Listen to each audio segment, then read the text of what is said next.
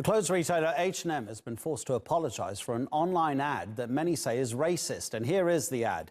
This boy wearing a sweatshirt that reads, "Coolest monkey in the jungle." There was widespread criticism on social media, with people saying the use of the word monkey was derogatory. The Swedish low-cost fashion brand says it's deeply sorry. It's now removed the image from its website.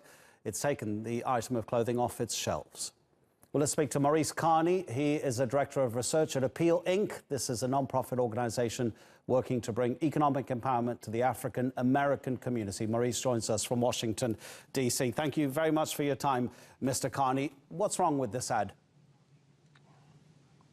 Well, everything is wrong with the ad. It devalues black life. It plays into some of the worst stereotypes that have existed in American society, and it demonstrates a tremendous level of insensitivity towards black folks, in particular, and people of African ancestry. I mean, some people might say it's excessive political correctness to call out this ad. Is it just because the boy wearing the hoodie with the word monkey on it is in black? Because the picture that we're not showing is another hoodie of a white boy, and it says something slightly different. It says mangrove jungle survival expert. Would it have been okay to swap those hoodies around and give the mangrove jungle one to the black model? Oh, no, not at all. What we see is a symptom of a larger problem of insensitivity. So swapping hoodies would not help to resolve the issue. That is why we see a number of people who have come out who have seen the ad. For example, the hip-hop artist Weeknd has a relationship with H&M, and he has withdrawn his support from that company. So obviously it has touched a nerve in the African-American community. And as I said before, this is a part of a long history of African-Americans being referred to in a derogatory fashion, and ascribing the notion of an animal to black boys and black men.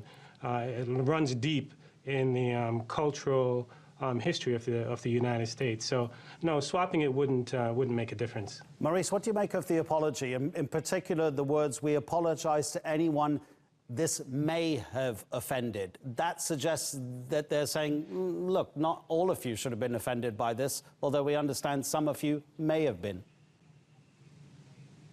Well, I took two things out of the apology. One, they said that routines should have been followed weren't followed, and they said mistakes were made. In essence, what we see here is a lack of an understanding of the depth of the problem. Unfortunately, white supremacy, racism, has been so normalized that ads like this can make it into the public sphere, the public space, without anyone recognizing it or flagging it and saying, hey, at the very least, this is insensitive. And at the worst, this can be perceived as racist. So there's obviously an internal problem with H&M. You look at their board of directors, you see that they're, if not all white, predominantly white. Civil rights organization, Culture of Change, has called on H&M to include people of color in their board, to look at ways in which blacks and other people of color can be a part of the leadership of the company, so that matters of these nature would not make it to the public sphere. So there obviously needs to be a reorganizing within H&M itself, but it also represents a larger and broader societal problem. Every few months or so, we see these issues arising, whether it's with Dove or with another company.